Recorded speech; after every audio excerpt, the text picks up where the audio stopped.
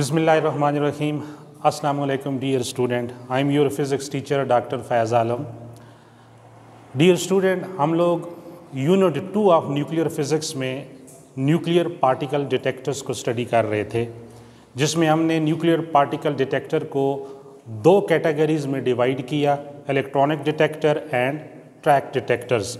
Electronic detector की series के 3 detectors हमने स्टडी कर लिए हैं, तो आज हम ट्रैक डिटेक्टर से 2 डिटेक्टर स्टडी करने जा रहे हैं। याद रख लें, जितने भी अनस्टेबल न्यूक्लियाई हैं वो न्यूक्लियर रेडिएशन एमिट करते हैं अपने आप को स्टेबल स्टेट में लाने के लिए, alpha, beta and gamma rays. और जब ये अल्फ़ा, बीटा और गैमा रेज किसी भी मटेरियल मीडियम में से पास करते हैं, मीडियम के पार्टिकल्स और मॉलिक्यूल के साथ उनकी इंटरेक्शंस होती है और सर्टन आयंस प्रोड्यूस्ड होती हैं। इन आयंस को आपने कलेक्ट करना है। Whether you should collect these oppositely ion by subjecting a strong electric field in their path or in order to observe the visual observation। Electronic detectors में तो आपने strong electric field apply करके इन ions को collect किया तो radiation के effects को study कर लिया। लेकिन ट्रैक डिटेक्टर्स में यही जो आयंस प्रोड्यूस्ड होंगे along the trajectory of incoming radiation, यानी अल्फ़ा, बीटा, गैमा रे का जो पाथ होगा, जिस पाथ में से वो गुजरेंगे आयन प्रोड्यूस्ड होंगे, वो पाथ अगर हम किसी तरीके से हाईलाइट कर लें, यानी उसको अपनी नेकेड आई से विजुअलाइज कर लें, विजिबल बना लें, तो इस तरह first visual observation of oppositely ion pair along the trajectory of incoming nuclear radiation were done by Wilson in 1911 और इस डिटेक्टर का नाम बन गया Wilson cloud chamber. Cloud chamber क्यों बना, ये ड्यूरिंग लेक्चर में आपको बताऊंगा कि इसमें क्लाउड्स का वर्ड्स क्यों यूज़ होता है। तो ये एक बहुत बड़ी अचीवमेंट थी कि विल्सन ने न्यूक्लियर रेडिएशन के इफ़ेक्ट्स को आम नेकेड आई के लिए विजिबल बना दिया। अब इसकी स्टेटमेंट क्या है, प्रिंसिपल क्या है, कंस्ट्रक्शन क्या है और वर्किंग क्या है, इस तरफ आते हैं। स्टेटमेंट तो वही है जो आम तौर पे हम गैस फील्ड डिटेक्टर्स के लिए करते हैं कि are device use to detect nuclear radiation by observing their effects produced in a material medium is called Wilson cloud chamber. What will be the principle? Principle अभी मैं अनाउंस कर देता हूँ, लेकिन इसकी understanding mid of the lecture आपको पता चलेगी। प्रिंसिपल ये है कि when a charge particle passes through a super saturated vapours, charge particle mean any nuclear radiation which carry some kind of charge, alpha particle or beta particle, कि when a charged particle passes through a super saturated vapor, it produces ionization along the trajectory of the particle and droplets are formed on the ion due to condensation of vapors is called basic principle of Wilson cloud chamber। ये अभी मैं थोड़ी देर में इसको explain करता हूँ कि ये बेसिकली ये क्या चीज़ है। कंस्ट्रक्शन की तरफ आते हैं। कंस्ट्रक्शन में इस तरह है कि let us consider a chamber in which a movable piston is made at the bottom of the chamber. The walls of the chamber and movable piston is made up of perfectly insulating material, non conducting material, so that heat energy can neither enter or leave from the chamber, or you can say you have made the walls and base of the chamber is perfectly adiabatic in nature, and we know that in adiabatic process no heat either enter or lost by the system. So a small transparent flat glass plate is mounted at the top of the chamber, above which 2 sensitive cameras C1 and C2 are fitted in order to take photograph or images inside the chamber. 2 small windows are made, one for the entrance of visible light and other for the entrance of nuclear radiation. And as a medium, either air along with tiny water droplets or ethyl alcohol or methanol is inserted inside the chamber in order to study the interaction of incoming nuclear radiation with material medium। बात ज़हन में बैठ गई होगी कि हमारे पास एक chamber है, जिस चेम्बर की साइड वॉल्स और बॉटम पे जो पिस्टन है, मूवेबल पिस्टन, ये परफेक्टली इंसुलेटिंग मटेरियल का है ताकि एनवायरनमेंट सराउंडिंग और सिस्टम में किसी किस्म की हीट एक्सचेंज ना हो सके।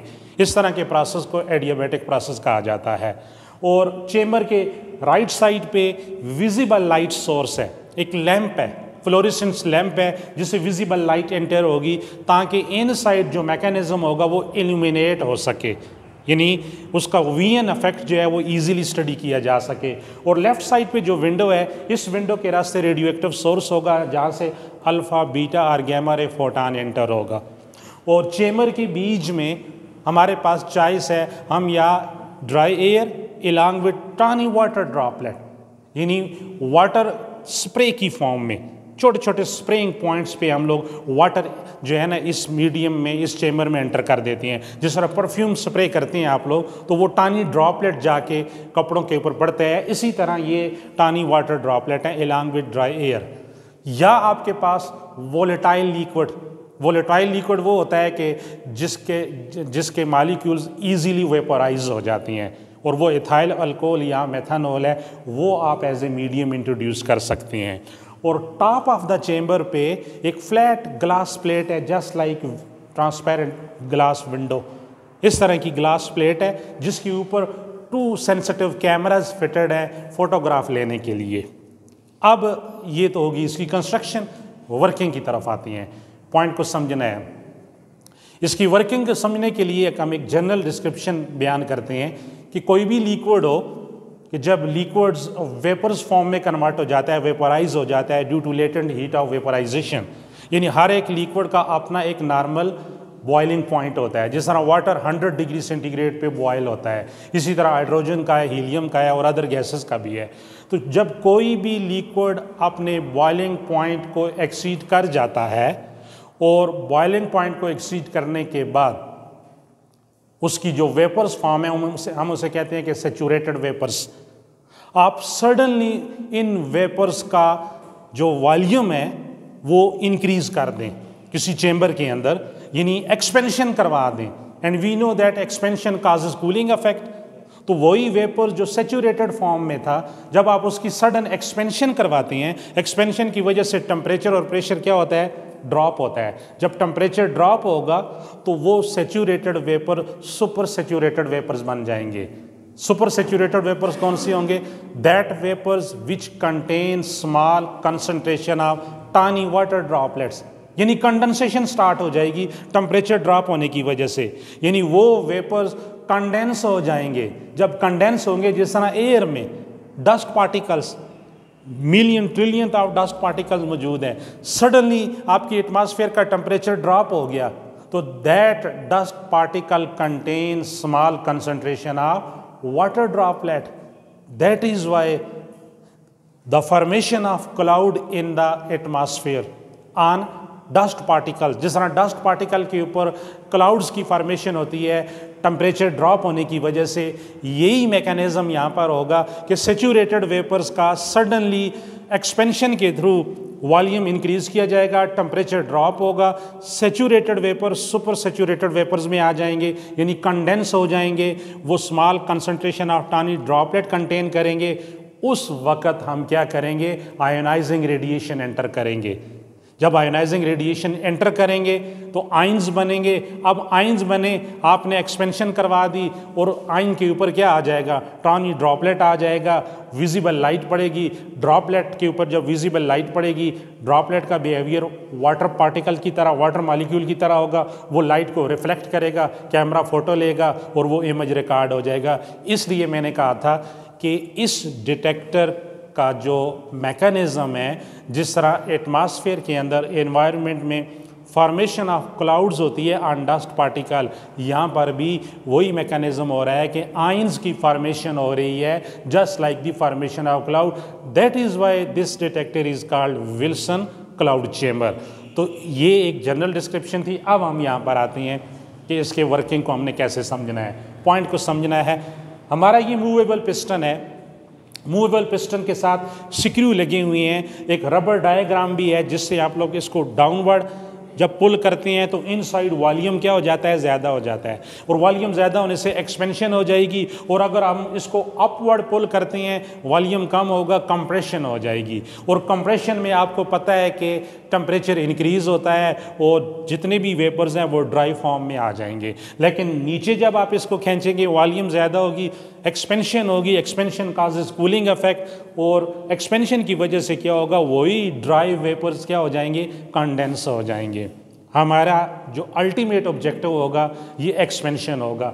हम ऐसा करते हैं कि इस विंडो के रास्ते न्यूक्लियर रेडिएशन एंटर करते हैं। सपोज अल्फ़ा पार्टिकल आपने एंटर किया, जो ही अल्फ़ा पार्टिकल्स आप एंटर करते हैं आप मूवेबल पिस्टन को नीचे खींच लेते हैं, सडनली एक्सपेंशन करवाते हैं। एक्सपेंशन की वजह से वॉल्यूम इंक्रीज हो गया, जो सेचुरेटेड वेपर्स थे एयर के वो सडन एक्सपेंशन की वजह से जब वो कंडेंस होंगे तो it contain small concentration of tiny water droplets. Clear होगी बात, ये एक्सपेंशन हुई, एक्सपेंशन की वजह से टानी वाटर ड्रॉपलेट उन वेपर्स के ऊपर आ गए, यानी वेपर्स कौन सी स्टेट में कन्वर्ट हो गए, सुपर सेचुरेटेड स्टेट में। अब ये जो अल्फा पार्टिकल्स है सुपर सेचुरेटेड वेपर्स के साथ इंटरेक्ट करेगा, आइंस बनेंगे। जो पाथ होगा अल्फा पार्टिकल का अपनी ट्रेजेक्ट्री और पाथ के अलांग वो फॉर्मेशन ऑफ आइंस हो रहे हैं, आइंस बन रहे हैं, और आइंस के ऊपर क्या आ जाएगा, वाटर ड्रॉपलेट आ जाएगा due to sudden condensation. Condensation की वजह से वाटर ड्रॉपलेट आ गया। ये जो सोर्स है ये सडनली ऑन होगा, विजिबल सोर्स, ये जो लैंप है विजिबल लाइट उस पर पड़ेगी। अब यूं समझ ले कि ये एक वाटर ड्रॉपलेट है, ये स्फेरिकल शेप का, और बेसिकली ये जो वाटर ड्रॉपलेट है ये क्या है, ये आइंस हैं।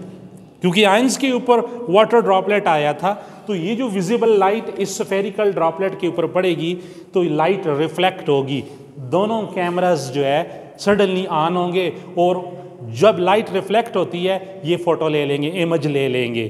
तो इस तरह जो पाथ होगा आने वाले पार्टिकल्स का, अल्फा पार्टिकल का, वो विजुअलाइज हो जाएगा, उसका इमेज कैमरा से जो लिया है उसको आप नेकेड आई से देख सकते हैं।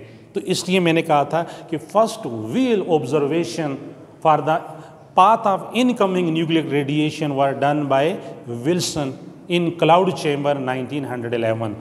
तो इस तरह से ट्रेजेक्ट्री जो है या जो पाथ है आने वाली न्यूक्लियर रेडिएशन का वो आप इजीली स्टडी कर सकते हैं। तो हमने ये देखा कि अल्फ़ा पार्टिकल्स ने जब इंटरेक्शन की, आइंस बनाए, उसका जो पाथ था वो पाथ ये आपके सामने है, कॉन्टिन्यूस थिक स्ट्रेट पाथ। यानी अल्फ़ा पार्टिकल के लिए जो पाथ था एक तो स्ट्रेट था, कॉन्टिन्यूस था, उसमें ब्रोकन पैटर्न नहीं थे, डिसकंटिन्यूटी नहीं थी, और स्ट्रेट पाथ था।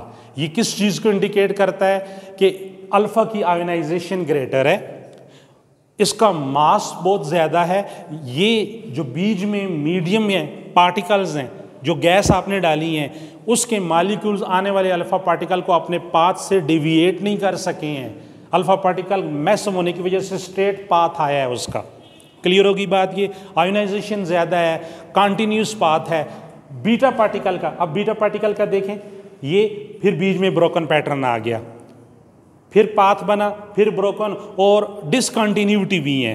यानी बीटा पार्टिकल के पाथ को अल्फ़ा पार्टिकल के ट्रैक के साथ कंपेयर करें तो ये क्या होगा, थिन होगा, डिसकंटिन्यूस होगा, और ब्रोकन पैटर्न होंगे, यानी स्ट्रेट लाइन नहीं आ रही है। रीज़न ये है कि बीटा पार्टिकल का मास अल्फ़ा के मुकाबले में बहुत कम है। जब वो मॉलिक्यूल के साथ इंटरेक्ट करेगा तो उसके पाथ में लिटिल बिट डेविएशन आएगी, जिसको कैमरा ने अपनी आपकी आंख के सामने रिप्रेजेंट कर लिया है। थर्ड वन, गैमा रे का ट्रैक। गैमा रे की, क्योंकि आपको पता है कि गैमा रे के ऊपर किसी किस्म का चार्ज नहीं होता, चार्जलेस इलेक्ट्रोमैग्नेटिक रेडिएशन है, रेस्ट मास भी ज़ीरो है। आयोनाइजेशन के फैक्टर में जो सबसे वाइटल रोल प्ले होता है वो कूलम अट्रैक्टिव या रिपल्सिव फोर्सेस होती हैं। अल्फ़ा पार्टिकल पर डबल पॉजिटिव चार्ज था, वो कूलम अट्रैक्टिव फोर्सेस की वजह से आयन बना रहे थे। बीटा पार्टिकल पे नेगेटिव चार्ज था, वो कूलम रिपल्शन फोर्सेस की वजह से। गैमा रे फोटॉन के पास तो चार्ज ही नहीं है, तो गैमा रे फोटान याद रख ले क्या करेगा, first of all gamma ray photon जो ही मीडियम में एंटर होगा ये इलेक्ट्रॉन इजेक्ट करेगा मीडियम से, just like photo electric effect. वो इजेक्टेड इलेक्ट्रॉन जो है फर्दर मीडियम के पार्टिकल से इंटरेक्ट करके कोलिजन और रिपल्शन फोर्सेस के तहत मीडियम को आयनाइज करेगा। तो ये गैमा रे की अपनी सेल्फ आयोनाइजेशन नहीं होगी, इस किस्म की आयोनाइजेशन को सेकेंडरी आयोनाइजेशन कहती हैं। तो क्रेडिट गैमा रे को जाएगा, लेकिन वेरी फ्यू आयोनाइजेशन याद रख लो गैमा रे फोटान की होती है। अल्फ़ा पार्टिकल की आयोनाइजेशन बीटा के मुकाबले में 100 टाइम्स ज़्यादा है और बीटा की आयोनाइजेशन गैमा के मुकाबले में 100 टाइम्स ज़्यादा है। बात ज़हन में आ गई? तो इसलिए गैमा रे का कोई एक सिस्टमैटिक पाथ आपको नहीं नज़र आ रहा। जस्ट लाइक हल्का सा जिस तरह क्लाउड का एनवायरनमेंट होता है ना, गैस पार्टिकल रेंडमली डिस्ट्रीब्यूटेड होती हैं, जिग जैग पाथ होता है, डॉट से बने हुए हैं, लेकिन कुछ ना कुछ ट्रैक ऑब्जर्व गैमा रे के लिए किया गया है। लेकिन तीनों में याद रख लो सडन एक्सपेंशन करवा के, ये तो हो गया इन तीनों के पाथ की बात।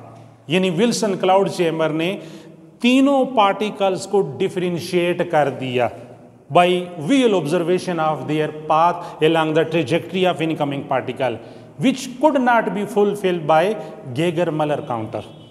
मैंने आपको बताया था ना कि Geiger-Muller counter cannot differentiate energy of incoming alpha, beta और gamma ray photon। लेकिन यहाँ पर विल्सन क्लाउड चेम्बर क्या कर रहा है, डिफरेंशिएट कर रहा है तीनों पार्टिकल के दरमियान उनके पाथ को हाईलाइट करके। एक चीज़ होगी।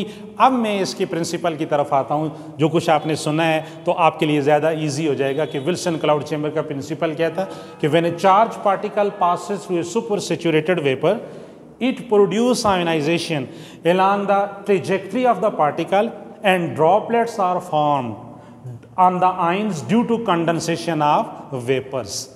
कि आइंस के ऊपर जो है ड्रॉपलेट्स बनते हैं कंडेंसेशन ऑफ वेपर्स की वजह से। कब? जब कोई इंसिडेंट न्यूक्लियर रेडिएशन अल्फा और बीटा रे चार्ज पार्टिकल का जिक्र हुआ है उस मीडियम में से पास करती है, आयोनाइजेशन अलॉन्ग द ट्रेजेक्ट्री बनती है, तो ये जो ड्रॉपलेट है लाइट को रिफ्लेक्ट करती हैं, फोटोग्राफ लिया जाता है और आपके पास पाथ आ जाता है। अब आती हैं एडवांटेजेस की तरफ।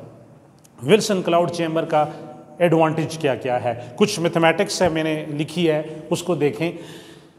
क्वेश्चन ये है कि जब आपने अल्फा पार्टिकल का ट्रैक ऑब्जर्व कर लिया, अब अल्फा पार्टिकल का ट्रैक आपने ऑब्जर्व किया नेकेड आई से, आइंस बने हुए हैं इस चेम्बर के अंदर। जब आप बीटा सोर्स रखेंगे तो आइंस तो ऑलरेडी बने हुए हैं, आइन तो ऑलरेडी चेम्बर के अंदर मौजूद हैं, तो आप बीटा सोर्स के लिए इसको यूज कैसे करेंगे? इन आइंस को आपने क्या करना है, न्यूट्रल गैस एटम में कन्वर्ट करना है। तो आप क्या करेंगे, चेम्बर के टॉप और बॉटम पे एक स्ट्रॉन्ग इलेक्ट्रिक फील्ड अप्लाई की जाएगी। ऑलमोस्ट 1 kV वोल्ट का पोटेंशियल डिफरेंस दिया जाता है, 1000 वोल्ट का पोटेंशियल डिफरेंस हम प्रोवाइड करते हैं top and bottom of the chamber, S1 और S2 ये दो रीजन बताए गए हैं।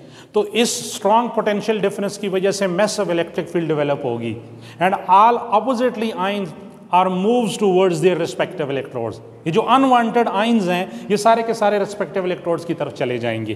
तो अब आपका काउंटर रेडी होगा नेक्स्ट एंट्री यानी नेक्स्ट न्यूक्लियर रेडिएशन के पाथ को डिटेक्ट करने के लिए। तो हम अल्फा की जगह क्या रख लेंगे, बीटा सोर्स रख लेंगे। फिर बीटा की वजह से जो आइंस बनेंगे, जो पाथ हाईलाइट होगा, दोबारा इलेक्ट्रिक फील्ड लगा के हम उन आइंस को क्या करेंगे, रिस्पेक्टिव इलेक्ट्रोड की तरफ कलेक्ट करवा लेंगे। दोबारा आप गैमा रे फोटान को यूटिलाइज कर सकते हो। तो ये तो हो गया इसका कि रीयूज़ कैसे होगा, लेकिन इसमें एक डिसएडवांटेज आएगा, वो मैं एंड में बताता हूँ। दूसरा बड़ा इंपॉर्टेंट पॉइंट, अगर ये जो चेम्बर है, चेम्बर के आउट ऑफ बोर्ड या into the board strong magnetic field apply कर दी जाए, इस तरह क्रॉस सिंबल से मुराद ये है कि magnetic field into the board, और अगर डॉट सिंबल अप्लाई करते हैं out of the plane of the board, और ये magnetic field, the direction of magnetic field must be act normal to the formation of ion produce by incoming charge particle. कि जो incoming nuclear radiation है, nuclear radiation जो ions बनाएंगी alpha और beta particle की वजह से जो पॉजिटिव नेगेटिव आइंस होंगे, free electron and positive ion, अगर आयंस क्योंकि चार्ज नेचर रखते हैं, इनकी वेलोसिटी और डायरेक्शन ऑफ मैग्नेटिक फील्ड आपस में परपेंडिकुलर हो। तो विल्सन ने, याद रख लो, ये मैग्नेटिक फील्ड अप्लाई की किस मकसद के लिए। यहाँ एक बहुत बड़ी डिस्कवरी हुई है विल्सन क्लाउड चेंबर को यूज़ करते हुए, वो मैं एडवांटेज में बताता हूँ। आप इसकी मैथमेटिक्स को देखें कि विल्सन ने इनकमिंग कॉस्मिक रेडिएशन के अंदर first anti particle of electron जो कि पॉजिट्रॉन है, उसको एक्सपेरिमेंटली डिस्कवर्ड करने के लिए इस क्लाउड चेंबर को यूटिलाइज किया, क्योंकि कॉस्मिक रेडिएशन के अंदर इलेक्ट्रॉन और उसका एंटी पार्टिकल पॉजिट्रॉन मौजूद था, तो उसे मैग्नेटिक फील्ड अप्लाई करना पड़ी। जब उसने मैग्नेटिक फील्ड अप्लाई की तो मैग्नेटिक फील्ड में आपको पता है कि जो आयंस होते हैं, जो चार्ज पार्टिकल होते हैं, वो डिफ्लेक्ट हो जाते हैं। जब वो डिफ्लेक्ट होते हैं तो उनके पाथ में कर्वेचर में बेंडिंग आती है, सर्कुलर ट्रेजेक्टरी बनती है। तो विल्सन ने ये देखा कि इनकमिंग कॉस्मिक रेडिएशन के अंदर इलेक्ट्रॉन अगर एंटी क्लॉकवाइज, इलेक्ट्रॉन क्लॉकवाइज जो है वो डिफ्लेक्शन शो करता है, और मैग्नेटिक फील्ड का सहारा लेते हुए उसने रेडियस ऑफ कर्वेचर कैलकुलेट किया। तो विल्सन ये कह रहा है कि कॉस्मिक रेडिएशन के अंदर ही इलेक्ट्रॉन की तरह का ही एक ऐसा पार्टिकल मौजूद है जिसका रेडियस ऑफ कर्वेचर, बेंडिंग जो है मैग्नेटिक फील्ड में, कांस्टेंट मैग्नेटिक फील्ड में रेडियस ऑफ कर्वेचर उतना ही आ रहा है जितना इलेक्ट्रॉन का था, लेकिन उसकी डायरेक्शन जो है वो इलेक्ट्रॉन की डायरेक्शन के ऑपोजिट थी। अगर इलेक्ट्रॉन क्लॉकवाइज डिफ्लेक्ट हुआ तो anti particle of electron positron, जिसको पॉजिटिव इलेक्ट्रॉन भी कहते हैं, वो एंटी क्लॉकवाइज डायरेक्शन में डिफ्लेक्ट हुआ, लेकिन रेडियस सेम बना। और हम ये जानते हैं कि इलेक्ट्रॉन और पॉजिट्रॉन की प्रॉपर्टीज़ क्या हैं कि electron and positron possesses same masses but having opposite charges and spin. Spin भी अपोजिट है, चार्जेस भी अपोजिट है, क्योंकि पहले ये ख्याल किया जा रहा था कि ये प्रोटॉन हो सकता है, लेकिन प्रोटॉन का मास तो ज़्यादा है। कांस्टेंट मैग्नेटिक फील्ड में प्रोटॉन और इलेक्ट्रॉन की ट्रेजेक्टरी या रेडियस ऑफ कर्वेचर सेम नहीं बन सकता था। रेडियस ऑफ कर्वेचर सेम आया तो यहाँ से फर्स्ट टाइम ये ऑब्जर्वेशन की गई डायरेक एंड एंडरसन ने 1933 में विल्सन के बनाए हुए चेंबर को यूटिलाइज किया, और उन्होंने first anti particle of electron, यहाँ से एक रेगुलर एंटी मैटर की स्टडी स्टार्ट हो गई। तो this was one of the greatest advantage of Wilson cloud chamber in which first anti matter were experimentally discovered. अब इसमें मैथमेटिक्स क्या थी कि मैंने कहा ना कि स्ट्रॉन्ग मैग्नेटिक फील्ड अप्लाई की गई। मैग्नेटिक फील्ड क्या करती है? मैग्नेटिक फोर्स एक्सर्ट करेगी चार्ज पार्टिकल पे। चार्ज पार्टिकल बेंड होगा, उसको सेंट्रीपिटल फोर्स मिलेगी। तो magnetic force provided centripetal force. तो मैग्नेटिक फोर्स क्या है? क्यू वी बी, और centripetal force M V square by R. V और वी कैंसिल हो जाएगा, आर को उस तरफ ले जाएं, Q B R is equal to M V. तो पहला एडवांटेज एक तो मैंने बता दिया कि anti particle of electron discovered हुआ विल्सन क्लाउड चेंबर से। एम वी क्या चीज़ है? Linear momentum.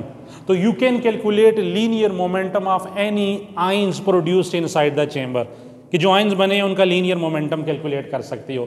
लीनियर मोमेंटम से आप मास कैलकुलेट कर सकते हो, आप वेलोसिटी कैलकुलेट कर सकते हो। और एक बहुत ही इंपॉर्टेंट पॉइंट, अगर Q को मैं E कह दूं तो E B R M V, और M को E के नीचे डिवाइड करें, E by M, V over B R, charge to mass ratio calculate की जा सकती है। चार्ज टू मास रेशो जो इससे पहले कैलकुलेट की जा चुकी थी, लेकिन इस चेंबर के थ्रू भी आप कैलकुलेट कर सकते हैं। तो ये mass, radius of curvature, velocity, linear momentum और आपके पास एंटी पार्टिकल की डिस्कवरी, ये विल्सन क्लाउड चेंबर से सक्सेसफुली जो है वो की गई। डिसएडवांटेज की तरफ आते हैं। इतने एडवांटेजेस होने के बावजूद कुछ डिसएडवांटेजेस भी हैं। अब डिसएडवांटेजेस क्या हैं कि जब एक दफ़ा आप अल्फ़ा पार्टिकल के लिए चेंबर को यूज़ करोगे, आयंस की फॉर्मेशन होगी, आपने चेंबर को दोबारा रीयूज़ करना है for the next entry, beta particle और गैमा रे फोटॉन। मैंने अभी बताया कि आपको इलेक्ट्रिक फील्ड अप्लाई करना पड़ेगी। जब आप इलेक्ट्रिक फील्ड अप्लाई करते हैं तो अपोजिटली आयन रिस्पेक्टिव इलेक्ट्रोड तक जाने में कुछ टाइम कंज्यूम करते हैं। ये जो टाइम लेती हैं ये फ्यू मिनट्स का टाइम होता है। तो उस वक्त तक जब तक ये अपोजिटली आयन अपने रिस्पेक्टिव इलेक्ट्रोड तक नहीं जा चुके आप कंटिन्यूस रिकॉर्ड नहीं कर सकते। तो this is the dead time of the Wilson cloud chamber which is much more greater as compared to Geiger Muller counter. Geiger Muller counter का जो डेड टाइम था वो 10 पावर वो 1 माइक्रोसेकंड ऑलमोस्ट था, लेकिन ये 1 मिनट या 1 मिनट के करीब है। तो इट वुड मीन दैट कि सबसे पहला जो ड्रॉबैक आया वो ये है कि विल्सन क्लाउड चेंबर का जो डेड टाइम है वो क्या है, वो बहुत लॉन्गर है। दूसरा डिसएडवांटेज ये आया कि कंटिन्यूस पल्सेस आपको नहीं मिल सकती हैं, यानी कंटिन्यूस रिकॉर्डिंग आप नहीं ले सकते हैं। हम चाहते हैं कि एक ऐसा लेटेस्ट वर्जन डिटेक्टर्स का मौजूद हो कि जिसमें आपको कंटिन्यूस पल्सेस और कंटिन्यूस रिकॉर्डिंग मिले, टाइम कोलैप्स ना आ जाए। तो एक चीज़ ये, तीसरी ये कि हमें मैकेनिकली क्या करना पड़ता है, सडन एक्सपेंशन या कंप्रेशन करवानी पड़ती है। एक्सपेंशन मैकेनिकली आपको ये जो मूवेबल पिस्टन है इसको नीचे लेके जाएंगे, अपवर्ड लेके जाएंगे, तो ये काम भी एक तरह का डिसएडवांटेज आ जाता है। जहाँ इसके एडवांटेजेस हैं ये इसके डिसएडवांटेज भी आ जाती हैं। तो इस तरह एनी ऑफ विल्सन का जो काम था उसमें मैंने आपको बताया कि first visual observation for the track of incoming nuclear radiation were done in 1911। तो उसमें ये जो डिसएडवांटेज आई हैं इस डिसएडवांटेज को कैसे रिकवर किया गया, इसके लिए नेक्स्ट आता है डिफ्यूज क्लाउड चेंबर। तो